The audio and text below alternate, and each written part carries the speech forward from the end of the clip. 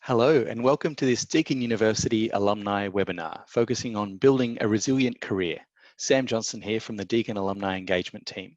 Thanks for joining us. I'm going to pause for a second while more of our audience filters in, and I'll be back with you in a second.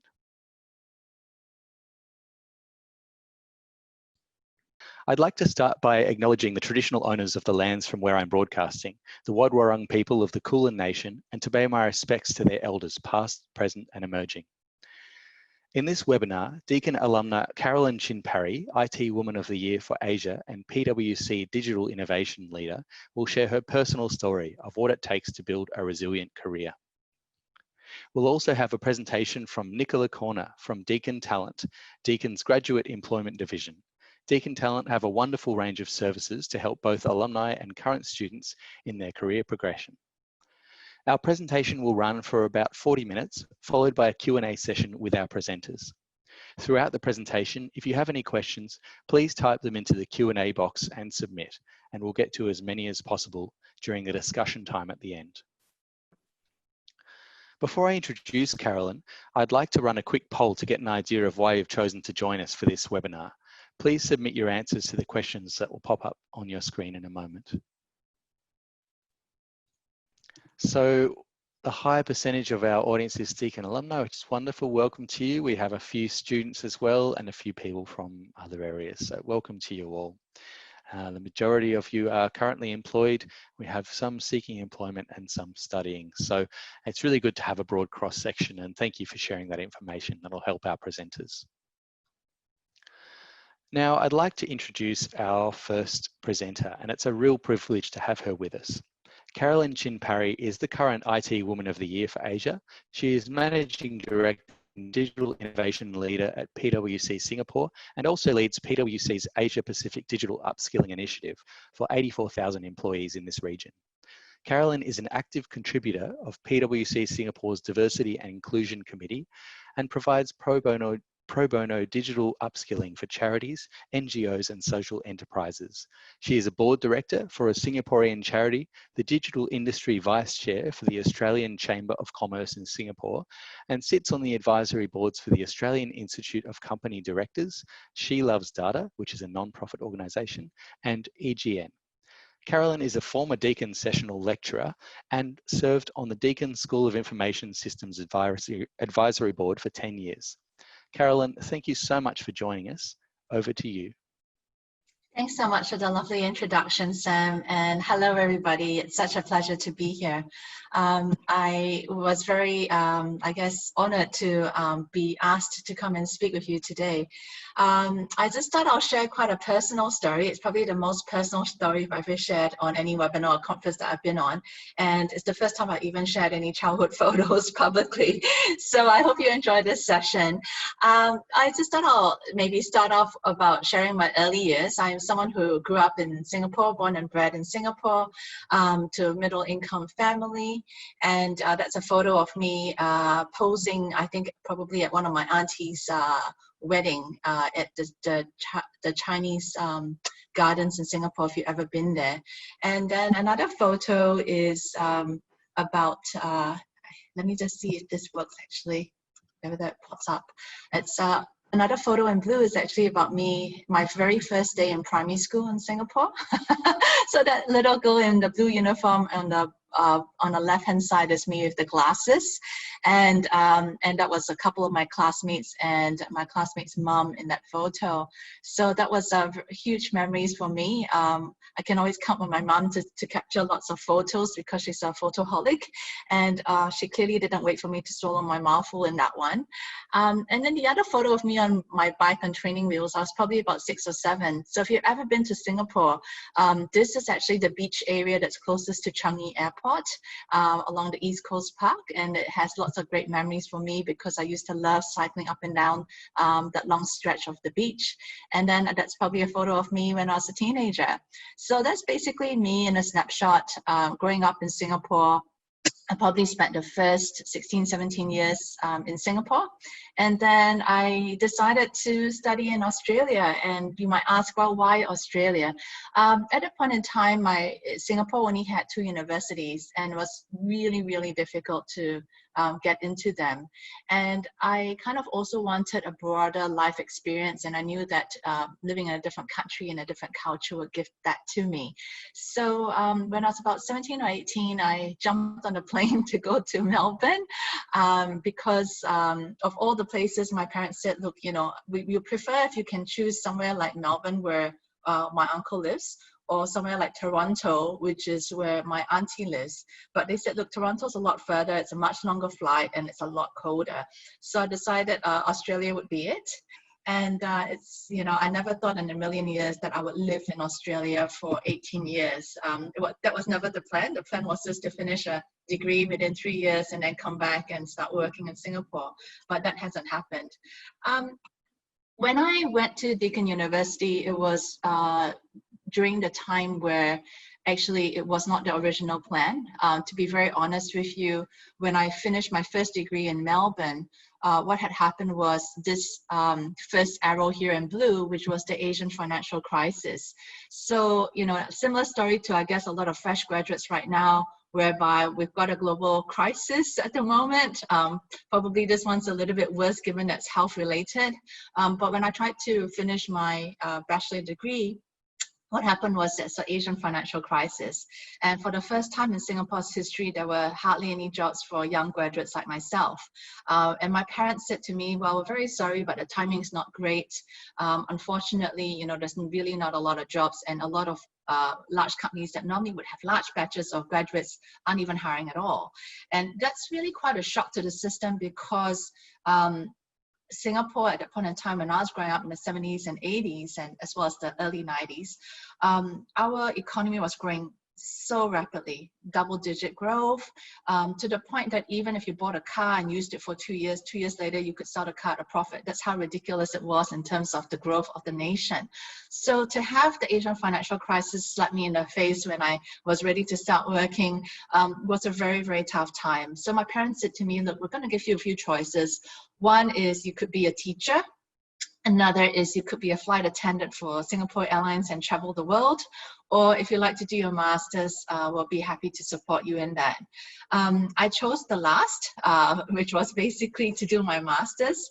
And at that point in time, I chose Deakin University because it was one of very few universities that had a Master of Commerce course that specialized in e-commerce, and that I didn't need work experience to be able to attend this particular master's course. So it's a very easy decision for me, and it was an awesome decision actually in hindsight. I remember when I first went to Deakin, my first impressions were what a warm environment it was. It was very much treated like a proper university and a proper school, where lecturers were very easily accessible, and that it felt very much like home to me, in a sense that I felt the warmth. I settled into Deakin very quickly, and that I only have really good things to say about Deakin in my personal experience. When I studied at Deakin, I did a Master of Commerce, specializing in a lot of units under e-commerce. Why did I choose e-commerce? My first degree was in Bachelor of Commerce, which was very much a business-related type of course. And I didn't have any IT skills at the time at all. But what I knew in my heart was that the world was never going to be the same again with this thing called the internet. So of course I'm showing my age. This is the 90s here. And, you know, I just thought, I really just think that this thing called the internet is really going to transform everything that we do, from the way that we live, from the way that we buy things, from the way that the business would evolve. I really want to be part of this action, and hence the interest in e-commerce. And I did a Master of Commerce, as I mentioned, and then I had applied to become a permanent resident in Australia. So while I was waiting for that to, I guess, eventuate, my father and I had a chat, and he was so kind to say, look, if you want to, do a master of e-commerce because you can transfer some credits over, he would be very happy to support me. So I'm really, really, really very grateful to my family for their kind support in me being able to do more postgraduate at Deakin. So I did end up having two master's degrees at Deakin, which was never the original plan. And of course, once again, timing was not great. As you can see in the second blue arrow, it was the dot-com crisis. So I actually graduated with a master's of e-commerce during the height of the dot-com crash.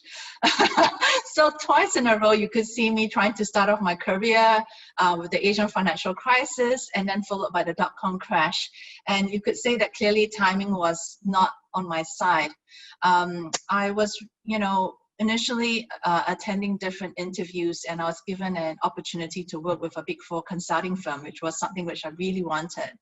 And unfortunately, they then said, look, we know we offered you the role. However, we've decided to have a freeze on graduate hires. So it was really quite, I guess, a huge disappointment for me to go, well, I thought I was going to, start at my dream job, only to realize to have that taken away from me quite rapidly without any control.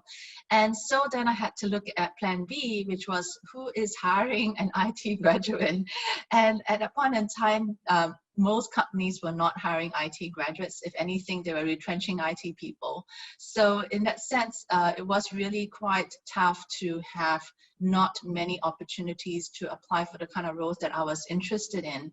But thankfully, what happened was that plan B kind of worked out. I ended up working in a company in Melbourne called Southeast Water.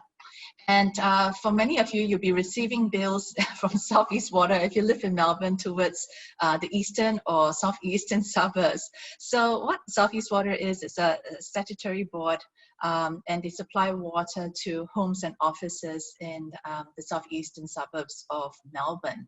And, to have a Big Four, I guess, job offer initially to then suddenly working with something that's completely different was obviously my plan B. But in hindsight, plan B was great. Why is that the case? Well, yes, I was not wearing some fancy suits and high heels and walking down the CBD is my first job. I was working in the suburbs. But in reality, I realized that because it is government related, they had invested in a lot of training, and in training which probably even more training that perhaps a Big Four might in terms of a broader spectrum with my professional development. Also, the people were really warm and friendly, and it was a very nurturing environment. So in some ways, it was actually a very nice soft landing, and with a first job being a graduate. And, to be honest, it hasn't been all that easy, because if you think about it, I'm a fresh graduate, a new PR person, and also on top of that, having to, I guess, start a new job that was plan B. And when you're a young female Asian migrant, without any business contacts, you somehow just have to eat humble pie and take whatever's there, especially when it's the height of the dot-com crash. And the reason why I want to highlight this is because I suspect that sometimes there could be people on the webinar right now who are listening in, and some of you might be fresh graduates finding it really hard to find a job. Or sometimes you could be a professional who may have been retrenched recently or finding it really tough at the moment. And I just wanted to, I guess, say, just hang in there. It's going to not be forever. If anything, the average recession tends to last for about 17 months. Of course, this one's a bit more unusual and might last a little bit longer, but just try to hang in there.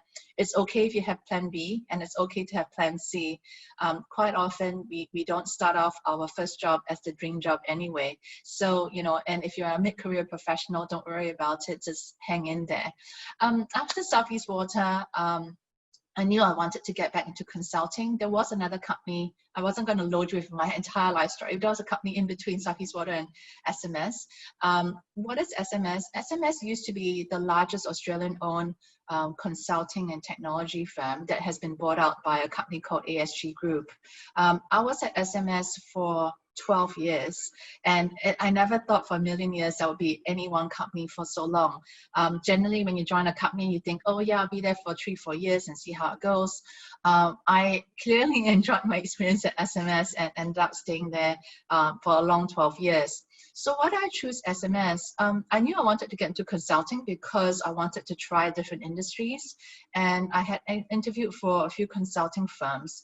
And what was on the table was a very large global international consulting firm, as well as SMS. And I chose SMS at the time, even though the brand name was not as well known as the other one, was because I went with my gut feel. And in my gut feel, it was a case of going for 4 rounds of interviews. And during the 4 rounds of interviews, every single time when I walked out the interview room, I felt really happy and comfortable, and I really liked every interviewer that interviewed me. So that really gave me the confidence that, wow, if these are kind of people that I could work with, who are inspiring, who are kind, who are warm and really personable, then I really want to be part of this team. So I guess my messaging is really, you know, while we do have our preferences in terms of brand names and companies, sometimes it's also about the culture, and I chose culture over brand name in this particular instance, and I never looked back. It was one of the happiest 12 years of my career that I ever had. And, you know, during that time at SMS, I had the opportunity to work with many different industries.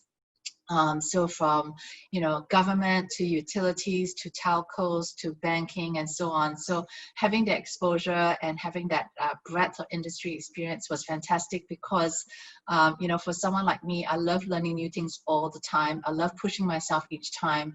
I love understanding what the different challenges are across different industries and whether it's replicated by another industry or whether it's completely different. So being able to do that, I guess in my early part of the career, was really eye-opening for me because it allowed me to see the many different challenges and insights from all different industries, but also give me the opportunity to network and also give me the opportunity to really learn and grow because you're always pushing yourself each time with consulting, whereby it's a different client, different environment, different team each time that you have to work with. So in that sense, it's really forced me to be quite adaptable because, you know, that's the only way you're going to survive if we really want to be a very good consultant.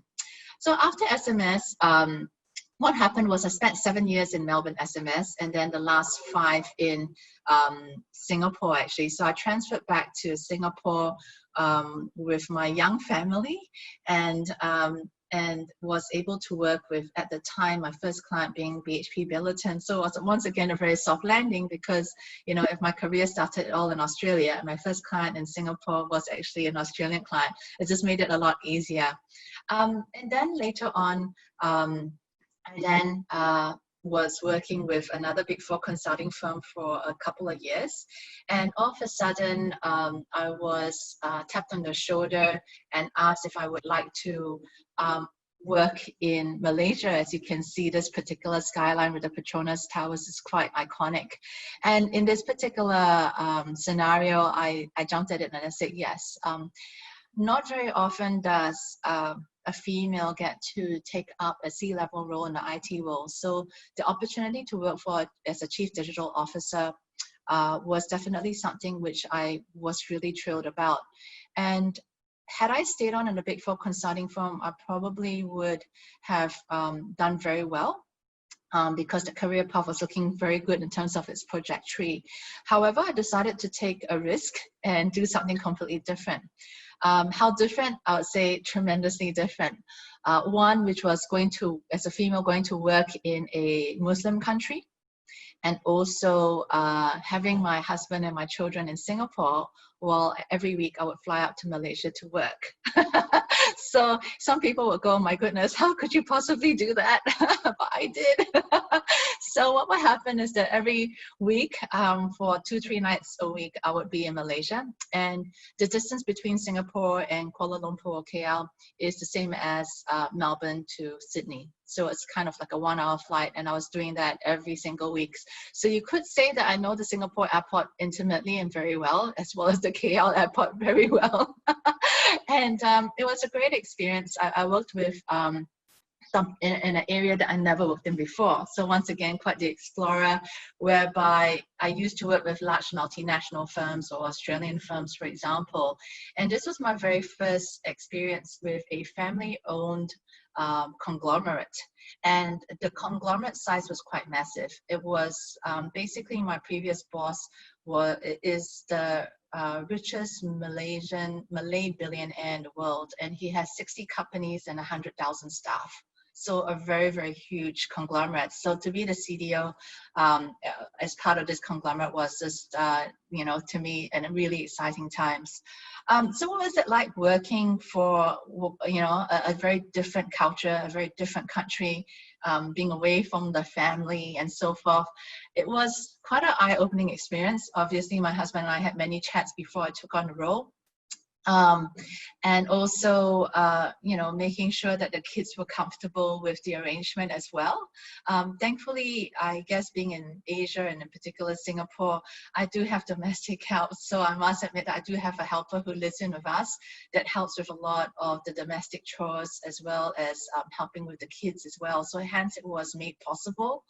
If I didn't have her around, I would definitely rethink whether this could be a possible job for me at all. So, you know, once again, having that level of support from my husband as well as my helper meant the world for me, and for me to be able to take my first C-level role. Working in Malaysia was really interesting. For one, it was I guess a Muslim country. For another, it's also about me being female and being very respectful to their culture. So, you know, so for example, I would be wearing very conservative clothes deliberately. I would make sure my clothes were always never low cut, always had my shoulders covered, always with sleeves. And you can imagine the weather here is pretty hot. And also making sure that my skirts were long, touching my knee at least. If not, I'll be wearing pants most of the time. So it's really about being able to respect another country, respect the different cultures that are available, and also what the social expectations are, even though nobody really insisted on any of that. My time at Prism didn't last as long as I thought it would, actually. I had a fabulous time. I was able to do lots of things and also explore lots of new technologies. However, what happened was Malaysia had their elections, and that the change in government had stopped or paused a lot of large transformation projects that we had intended as a group. So for that reason, I then decided, as well as the company had decided, that maybe the timing wasn't right to do the amount of digital transformation that we had initially thought. And this was very much outside of our control or anybody's control. So what I did was, of course, come back to Singapore to be with my family. And, you know, it was a really nice chance to, I guess, spend more time with the family. When I was in Malaysia, I used to spend 2-3 nights over there.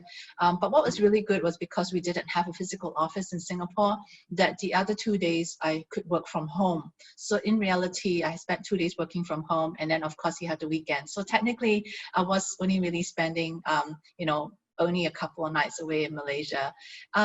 I was so grateful that my husband and helper was so supportive, and that the kids adapted well to that lifestyle.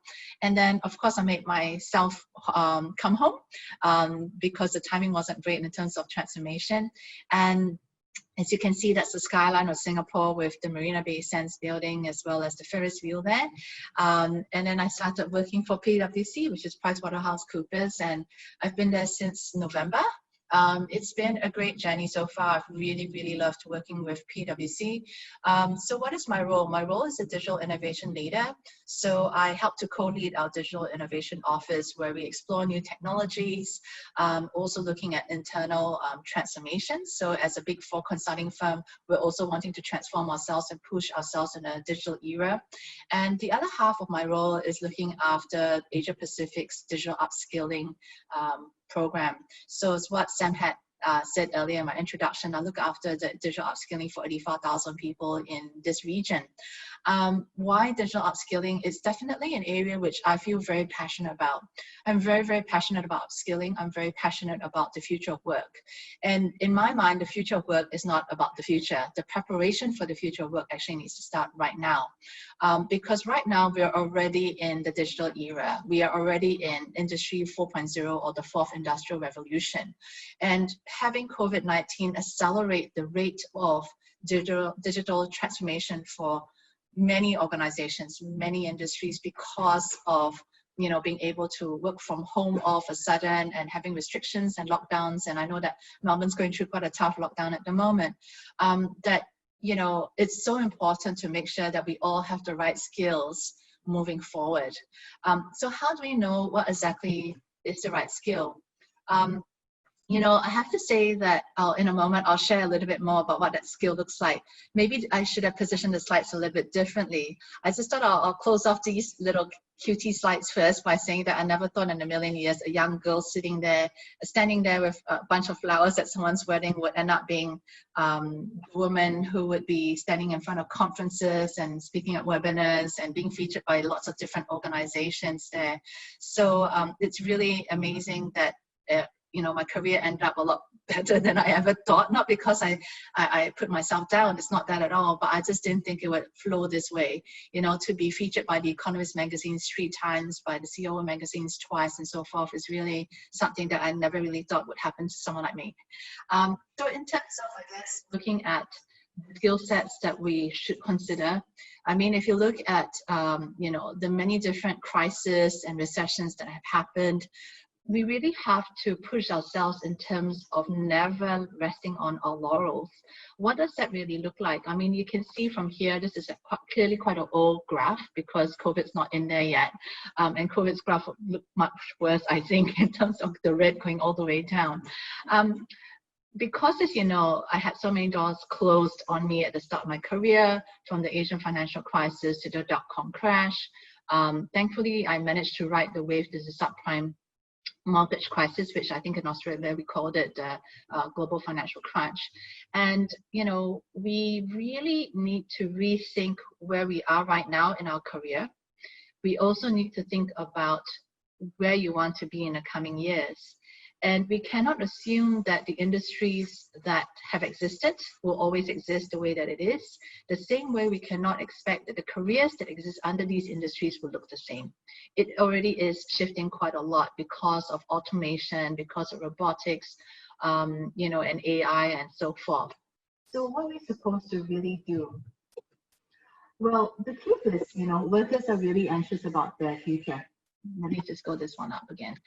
The truth is, workers are very anxious about their future. In a global survey, we've known that majority of people are really worried about automation and other types of innovation being able to take away their jobs. Is that true? To some extent. Let's just not argue too much about the statistics because we can always look at it from a plus or minus 10% viewpoint. But the truth is, we're already seeing jobs morphing, being augmented, and completely replaced in some scenarios. And then 60% of people actually think that they will have long-term stable careers. Very few of them actually think that way, and they rightfully think that way. And then we also have, many people thinking that their jobs are going to be, at risk, which is true. And that was before COVID. So you can only imagine that risk level being increased, followed by 30% of jobs at high risk of displacement due to automation in 2030. So over the next 10 years, we can expect, a very decent number of jobs having that impact. So when we look at the roles being changed, we are looking at each year in almost every organization, regardless of industries, that there will be 5 to 10% of roles that will radically change and create severe skills mismatches. So you might say, well, it's only 5 or 10%, but when you compound the 5 to 10% year after year, you're looking at a very, very large percentage. So if you look at this across 5 years, for example, then we're looking at 25 to 50% of jobs changing significantly, which is quite a large number. So then what are the skills that are really needed in terms of, wanting to be part of that, story? When I say part of the story, I'm talking about the career story and your story. As I see it, people talk a lot about digital skills, but in reality, digital skills is only a small portion of it. What makes a really, really good employee hire is really having the business acumen, having soft skills like your interpersonal skills, ability to work well in teams, having EQ, and of course, having the right digital skills in whichever career that you might choose. So in my mind, these three areas are actually what makes a really good person to be highly employable in the years to come. Now, on the next slide, what we'll see is you know, this picture about humans versus machines and so forth. And I know that, you know, when I was growing up watching the Terminator movie, that always came to mind as in, oh, I always thought that would be several decades, if not maybe a century away. But unfortunately, the rate of technology is advancing really fast. I'm not here to scare everyone. I'm actually here to hopefully help in some way. The truth is, when we think about machines, we do think about the Terminator, and we do think about the picture on the left. And, you know, with this particular picture on the left, it's really almost like it's not quite a cyborg, it really is a robot. And I've actually come across robots that feel a little bit like a human and look like a human. I've seen that in Japan, I've seen that in Singapore and a few other places as well. And in my mind, I don't think that we should really fear machines. I actually think that, you know, machines can be used for our benefit, which is like the picture on the right, whereby humans can leverage on machines to do this work that we don't want to do. So if you think about people who work in dangerous environments such as mines, for example, we have a huge mining industry in Australia, for example. You know, this is where you can actually really use autonomous vehicles to do the work for you. When you're looking at mine explorations, perhaps using robots to help with that. It will help with the health and safety side of things, and that maybe a lot of work can be done a lot faster as well. At the end of the day, while a number of our jobs right now can include things like manual tedious processes, wouldn't it be nice to offload that to a machine to do so that we can focus on things which are more humanistic and more around value adding side of things? And, you know, in reality, when I really think about where we need to go, I'm just having some trouble flicking the next slide. It does have a bit of a lag.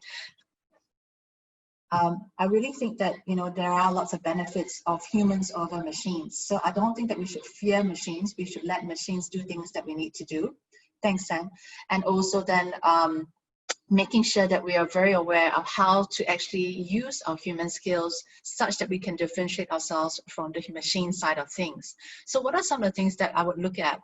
Things like being able to have compassion and empathy. Like right now with COVID, everyone's looking for a leader that has compassion and empathy. It's a lot more than just the numbers and the facts and graphs. It's actually about being able to provide people with trust, being able to provide people with compassion, with the understanding. And this is where no machine in the world can ever replace that. Being able to care people from human contact, maybe someone who's just been retrenched from a job or depressed because they can't find a new job as a fresh graduate, or maybe someone who's actually not well. Being able to have meaningful communication is something which I think a machine would find hard to do because it's just not authentic, right? Being able to also lead and inspire teams is something that's really important, which humans can do much better than machines. Also things like workshop facilitation, and also being able to manage conflicts and negotiate through things that are really difficult. In addition to that, I guess my last slide is really looking at how do you future ready your career. In terms of, you know, future readying your career, these are my top tips. Being able to have a growth or open mindset is really important. Now, I know we see lots of, you know, wonderful jargons, which can be quite irritating sometimes about a growth mindset and so forth. What exactly is a growth mindset? In my mind, a growth mindset is one where we keep, I guess, a very open mindset to be able to explore things openly and willingly, but also to accept different perspectives, regardless of whether you agree with it or not. And also being able to be a lifelong learner and an avid reader. What does that look like? For me, in my world, I always wanted to learn lots of different things. And if you have a very closed mindset, the truth is that you might actually suffer quite badly in the digital era and in the post-COVID world as well. So what does it take to be a lifelong learner, as well as a reader? I'll just share some very quick practical tips. For myself, I use LinkedIn a lot. You might say, oh, but it's just social media. but is it? For me, I use LinkedIn to actually help with a lot of my learning. What I do is, I Google who are the top thought leaders in the world in whichever fields, whether it's in the digital field, whether it's in your particular industry, and I follow them. And then additionally, I also follow the large tech firms. I follow lots of universities. I follow lots of interesting magazines like Newsweek, The Economist, Forbes, so on. And all of a sudden, you then have a very specially curated so-called magazine that's free online for you. Every time you go onto LinkedIn, it's stuff that you actually really want to read and learn. And what happens if you read on something which you don't understand? So just for argument's sake, you read this article on LinkedIn or other channels, and then it talks about something you don't understand. Just for argument's sake, once again, could be blockchain. One of the things you could do is everything's at your fingertips. So you could actually Google what is blockchain, and read that, and watch a couple of videos on YouTube on blockchain just to understand what it is, and then continue reading your article. So straight away, it gives you more context as to how you're doing this. I had a life-changing coffee a few years ago with a colleague of mine, a former colleague, and I kind of said, look, you're leading the CIO advisory for our business. How do you keep up the latest technology? And he says, well, Carolyn, it's really simple. I spent 1 hour a day reading. And I was like a bit gobsmacked because it sounded so simple, but at the same time, I also had to ask myself, how do I fit in 1 hour of my day? Because I've got 2 young children, I have a really very busy career. How do I make this happen? And I actually made it happen. How does it, eventuate? You could wake up in the morning and, instead of turning on the TV, I actually read. I go to LinkedIn or go to other channels and I start reading. And I do that for maybe 15 minutes to start my day off. And then if you have a lunch break, you can do that for 20 minutes. And then perhaps the last thing you do before you sleep is another 20 minutes of reading. And there you go, you already have close to an hour. If you can't fit an hour, even 20 minutes, half an hour a day makes a huge difference, because if you look at it from a week by week, month by month basis, the knowledge that you gain from here keeps growing exponentially over time. And all of a sudden you have this as part of your normal daily cadence, I suppose. The other aspects is also upgrading your skills through making sure that you set decent goals for yourself in a learning plan. I know I have this thing called Skills Future Credits, which is a little bit more Singaporean, where our government actually gives us credits to learn courses for free. But if you don't have that and you're based in Australia, for example, there's lots of free online courses like Coursera that you could look at, and also keeping up the trends in your profession. So once again, making sure that you Google things, that you read things on LinkedIn and other areas around what's happening in your career, as well as what's happening in your industry and beyond. Then also being able to have a success journal is really important. I think quite often we forget to celebrate our wins, and we forget to celebrate what we've been successful in. And I think this helps with your annual performance review of your bosses, but also helps to build your own internal confidence and self-esteem. Additionally, building up your networks is really important, and I cannot emphasize the word networks enough, especially at this point in time. There will be jobs during COVID-19 that may not be advertised, but still available. So how do you tap onto those? And it's really about building up your networks. It could be networks from your university, from your high school, from your professional networks, and so forth. In the past, I used to attend a lot of conferences. Now it's more webinars. Being able to connect people over LinkedIn and other social media channels is also a really good thing.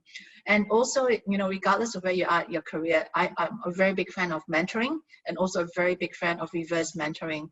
I love reverse mentoring because I feel that a younger generation can teach me things that I wouldn't know, such as your buying behaviors, how you value things, what do you look for in an employer, what makes things tick for you. And I think it's really good for us to learn from many different generations, younger as well as older. On my very last point, I just wanted to highlight 3 key things in life. One is about resilience. I think that I had no idea at the time, but I probably had no choice but to be resilient when it was the Asian financial crisis and the dot-com crash. And I know that many of us are being forced to be resilient right now because of COVID-19. And all I can say is there's been no pandemic and no recession that has lasted forever. This will stop at some point. We just have to hang in there and be kind to yourself and the people around you. The other thing also is being able to have a career and have a life that you're truly, truly passionate about. What actually really drives you? You really have to understand yourself and ask yourself some tough questions as to what are you really passionate about. For me, it's being able to be a digital person that helps people to not be unemployed in the digital era.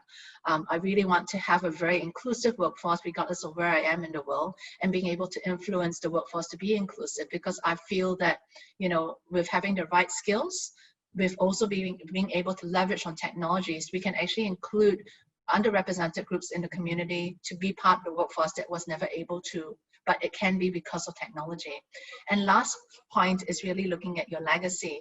I think we spend so many hours in a day at work and also with our families, but I think it's really important to think about what sort of legacy do you want to leave behind, because after you live 80 years, 90 years, 70 years, whatever that number looks like, is being able to walk away from this time in our lives to then say, I am really proud about what I've left behind and the impact I've made to the people around me and my community. So I think that's something which I think that we should all really consider. So on that note, I just want to say thank you so much for listening to me. And yeah, over to you, Sam.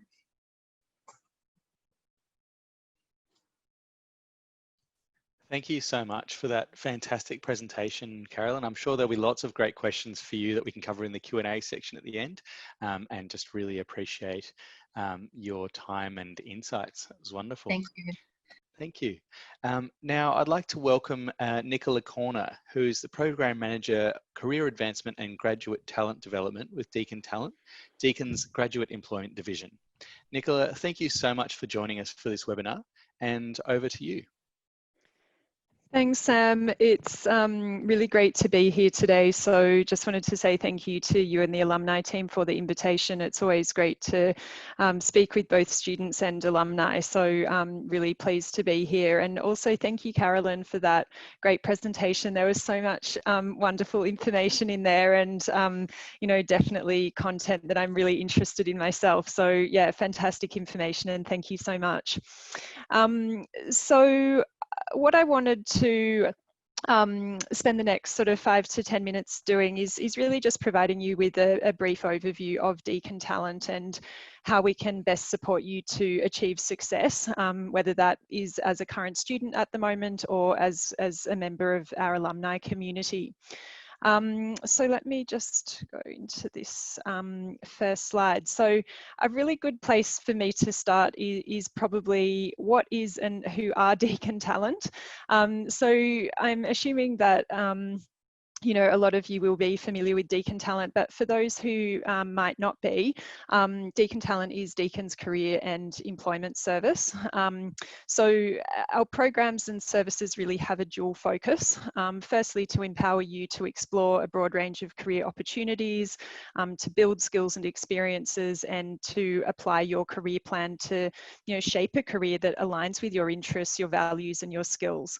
And then secondly, to enable employers to recruit Deakin students and alumni by building their employer brand, promoting job vacancies, and also offering a free agency service. So you'll notice when you do explore DeakinTALENT that our offerings are focused on the 3 core pillars of explore, build, and apply. So each of these being essential for career success.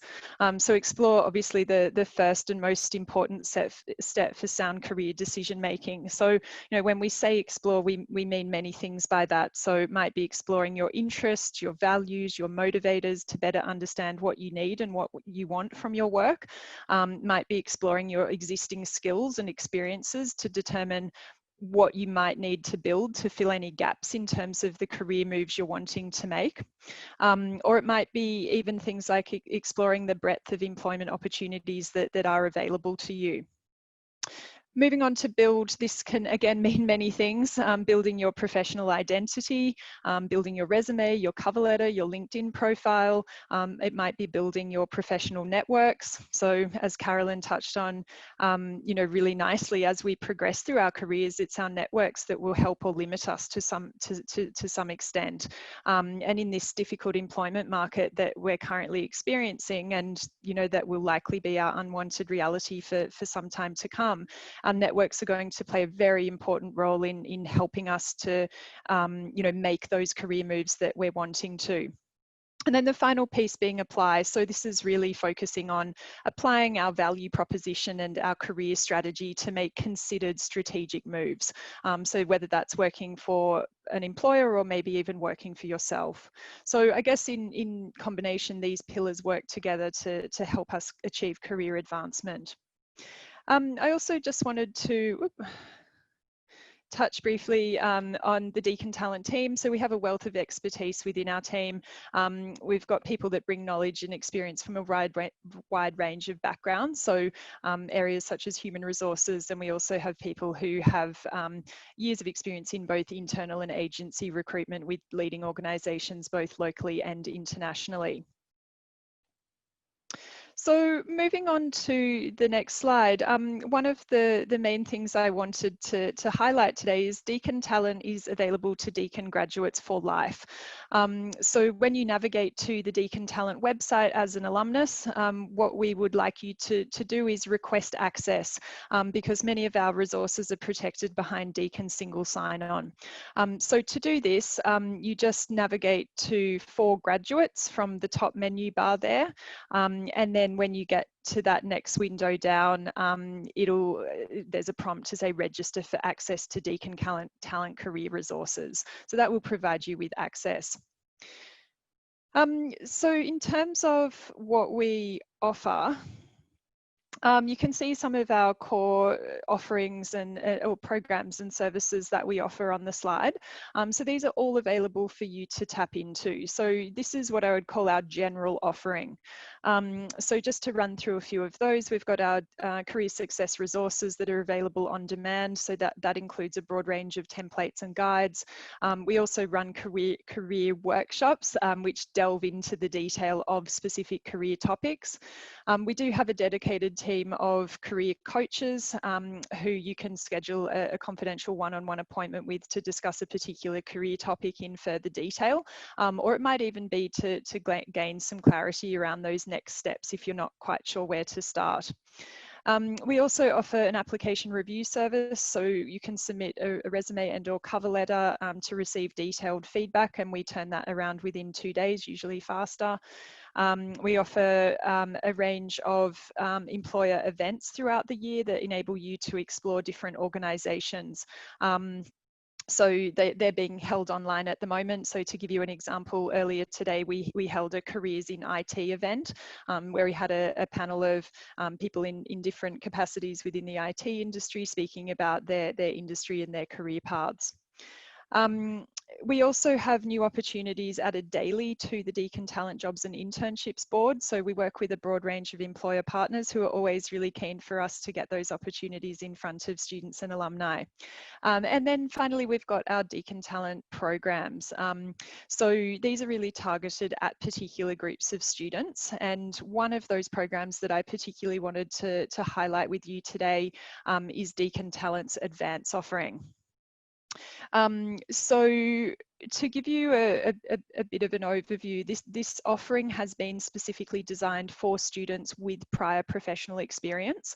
So as a general guide, we sort of say for Advance, we would be sort of thinking most people would have 3 to 5 years of full-time equivalent work experience or more. So this offering is designed to help you take the next step to advance your career.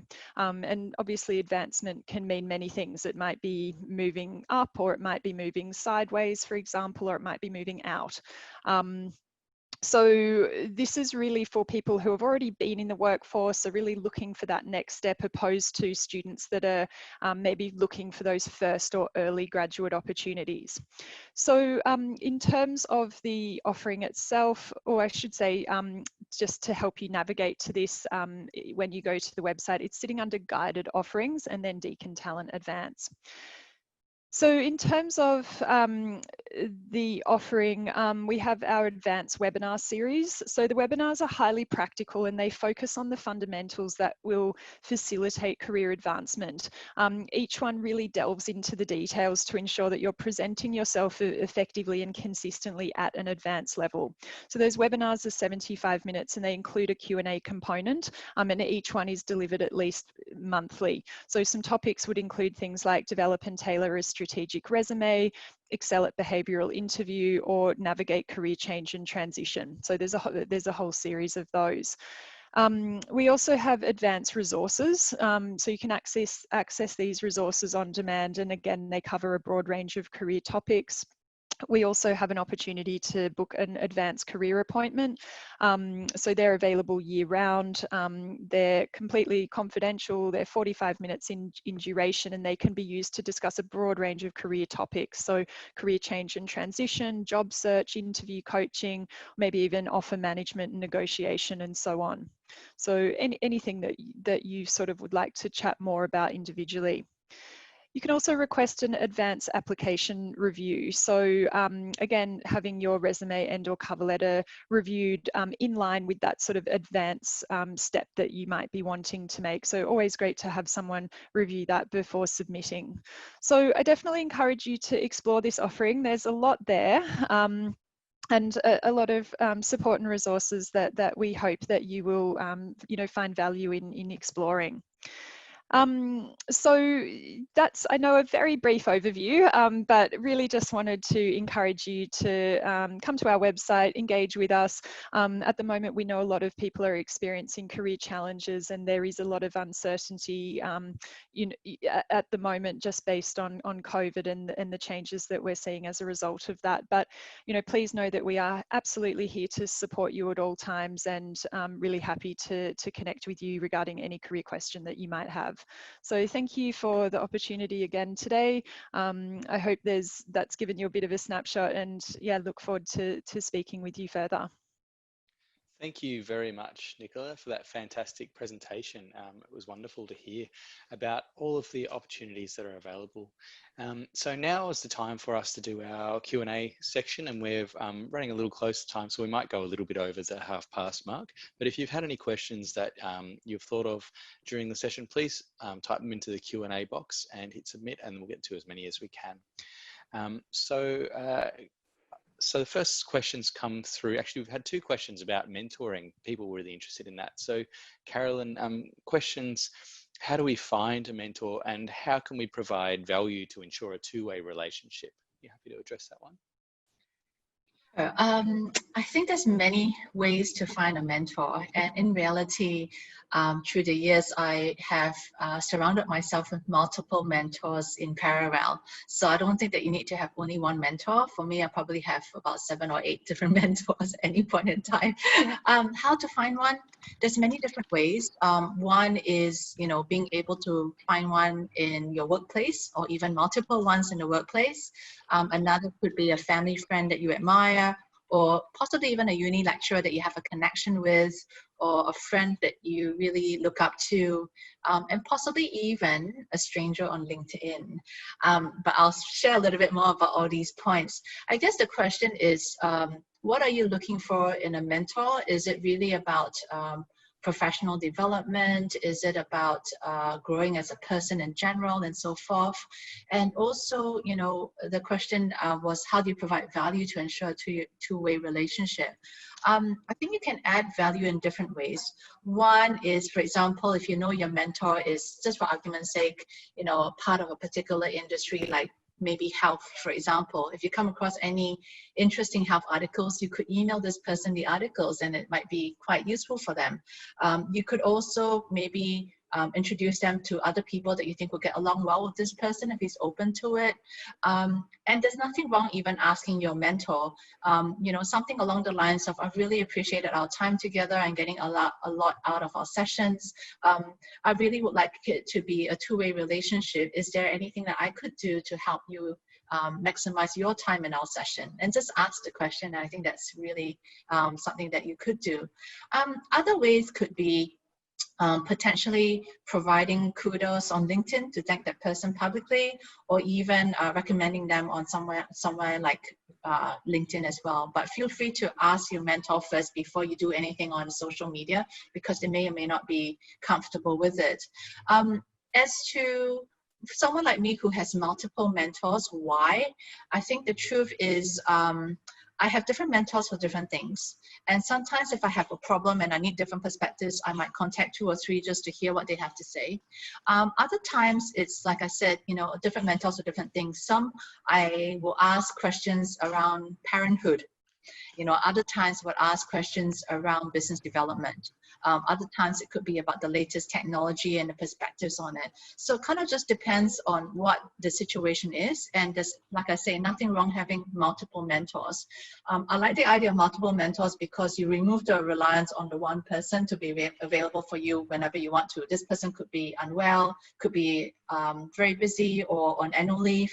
And, you know, you don't want to put all that emphasis into that one person. So I think multiple mentors is my preferred route. Right. Thank you very much, Carolyn. That's wonderful. So another question's come through for Nicola, which is just wondering if those Deakin Talent resources are available for Deakin staff as well as students and alumni. Yeah, that's a really good question, actually. Look, I assume so. I would say the process is probably for staff similar to graduates. So I would, in the first instance, I mean, as a staff member, you would have access through the Deakin single sign-on. So I would try that in the first instance. But if for whatever reason there is a problem with access, maybe even email me directly or our Deakin Talent email address, and we can look at setting you up with access. That's no problem at all. Wonderful. Thanks, Nicola.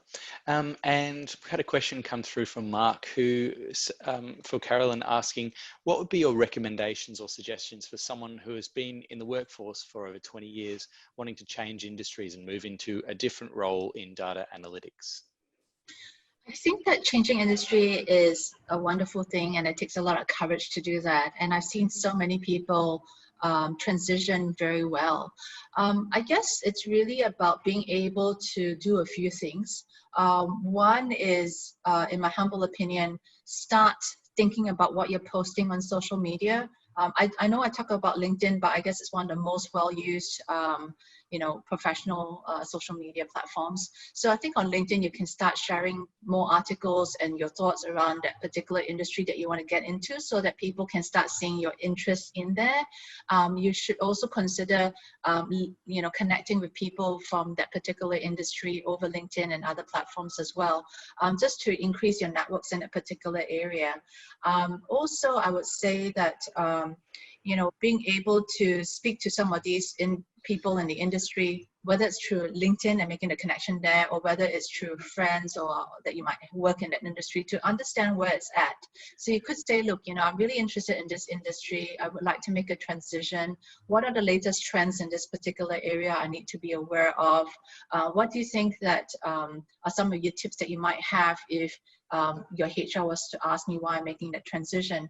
The truth is, a lot of employers tend to play the safe route, which is to pick people who have been in industry for a very long time. So what you really need to make sure is that on your LinkedIn profile, where you can write about, you know, a few paragraphs about yourself, to really demonstrate in there why you want to be part of this industry. You can do it in a very subtle way, like, my name is so-and-so, I'm really interested in, say, for example, I think the question was around data analytics, and in particular for this particular industry because of these reasons. And I really find this industry really exciting, blah, blah, blah, blah. Please connect with me if you're part of this industry, would always like to network. So something like that straight away shows that passion, which is really helpful. And also making sure that in your CV at the start, where you can put 1 or 2 paragraphs of who you are as a person, to really demonstrate the passion that you have for this industry, just to be able to justify why they should pick up your CV. So you could say, well, I have spent 20 years or so in this other industries. The truth is I always wanted to be part of this industry for these reasons. I believe my insights from the other industry can actually help this industry because of some of these things I've learned and so forth. So I think it's being able to do that. I think while I'm talking about CV and no one's asked this question, I just want to be able to also share that a lot of companies these days are spending more time on using, I guess, software to help sieve through CVs. So quite often it's not a physical person that goes through the CV. And for that very reason, because some of the software is a little bit touchy, you want to be able to make sure that your CV does not have any form of fancy formatting. The plainer the CV, the better. So do not have horizontal lines. Do not have different fancy fonts in there. You know, the plainer it is, normal words and normal simple bullet points is the best way to go so that the machine can pick it up. If your CV has quite fancy fonts and other formatting aspects to it, it's quite likely it will be rejected by a software, and then you'll be wondering why nobody's calling me back. So that's something to be mindful of. Very great insights. Thank you very much, Carolyn. Now, we've had quite a few more questions come through. We'll get to a few more, but I think if you're happy with that, Carolyn, I might send you a few through as well. Can't talk, via email so that you could respond as well. That'd be wonderful. But we had a question from Juliana who asks, how do you move from meeting people and broadening your network to asking for opportunities? She says, coming from a Asian background, I've found it hard to transition or asking someone for help with employment. Just wondering your thoughts on that one. Yeah, sure. I think it's a really good question and something that's really helpful to us at this point in time, actually, because I think many people are in that situation. I would say that, you know, let's start first with networking. Who are you networking with, and why are you networking with them? And being very selective where you can about your networks. Choosing the right industry, the right kind of profile of people is very helpful. I think the last thing people want is someone going to them, hi, my name's so-and-so, do you have a job for me? And I know that you probably will not ask that question because you're too polite, but you'd be surprised that a number of people do that, and it's not the right way to do it. So I think it's about being able to initially have that friendly bond to say, hi, my name's so-and-so, would love to network with you a little bit more around this. I'd like to, you know, understand your insights into this particular career path, as well as where the industry is at, and really get them to connect with you by sharing their opinions and their thoughts and things like that to form a better, stronger relationship. And then after that, I think you could then start being a bit more subtle, but yet a bit more forward. Nice balance, I suppose, where you could say, hey, look, you know, I've been really exploring careers in this particular industry. What advice do you have for someone like me of my particular profile to get a job in this particular industry? That way you're asking for advice and you're not necessarily asking directly for a job. If this person already knows you and has a good impression of you, they will make the connection and go, actually, my company's hiring, blah, blah, blah, maybe you should apply, send me your CV, and they'll just do that. But if they don't have jobs available, and sometimes not every company has jobs readily available right now, just being able to subtly indicate your interest is something that's really good. You could say, hey, look, you know, I just lost my job, you know, trying very hard to find something in this particular area. If you know of any people that you think you could connect me with, or if you know of something that pops up, just let me know. And that way you're not putting the pressure on that person, but yet you're FYI that person so that they can keep a lookout for you. Thank you very much. As I said, unfortunately, we sort of run really short on time, but I've got one more question, or it's sort of, we've had a few questions around, along the same lines. And another one for you, Carolyn. So people are asking, what if you had one sort of bit of advice that you would recommend people to do to who are in employment to sort of help themselves stay safe through any restructures or the like that will be happening as a result of COVID-19 and everything that's going on? What would you say to them would be that sort of the best thing to sort of make sure they're doing? Keep your job, is that right? Yeah, I would say, you know, this is regardless of whether there's a recession or not. You should always go over and beyond your job description all the time, every time. The question you should ask yourself every day is, how can I add value to my employer and my team? And you should be doing it all the time, regardless of whether you want to hang on to your job or not. The reason being that an employer will see people and value people who always go over and beyond. And I think for myself, I'm probably someone who doesn't like being bored. So for every employer, even as a young graduate, I always participated in everything. You know, I was part of the social club committee. I was part of, as you recall, Southeast Water, we had a smell and taste committee whereby people were complaining about water, and you'll be part of this committee trying and tasting water to find out what the problem is, right? So, you know, I would say definitely if you want to keep your job, make sure you're trying to find ways to add value. So you could add value by perhaps training you know, younger people within your firm. You can do that by mentoring. You can do that by whenever your boss has new challenges or issues, to put up your hand and say, hey boss, do you want a hand with this? I mean, I've got a bit of bandwidth and can do some research in this particular area. They want to be able to see the keenness behind it, the enthusiasm, and someone who's really passionate about their job. And to be honest, it's really all those different elements of adding different types of value to the organization that makes you a much compelling person to hang on to, because they can see that you're trying to really make an effort. For people who tend to just stay in that little box in which they've been hired and not go beyond that, you know, if you're doing great work in that space, nice, but I don't think it's ever enough. So I would always say go beyond what your job scope is about.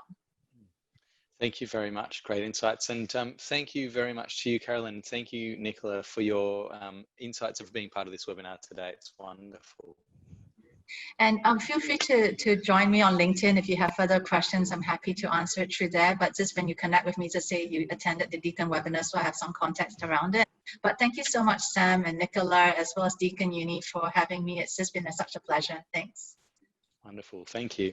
I've got a few more slides to get through from our alumni world. So just to really recommend alumni out there to stay connected with us and follow us on LinkedIn and Facebook. And we also have our YouTube page where we share videos like our recordings of our webinars. So, and non-alumni current students welcome to follow those channels as well.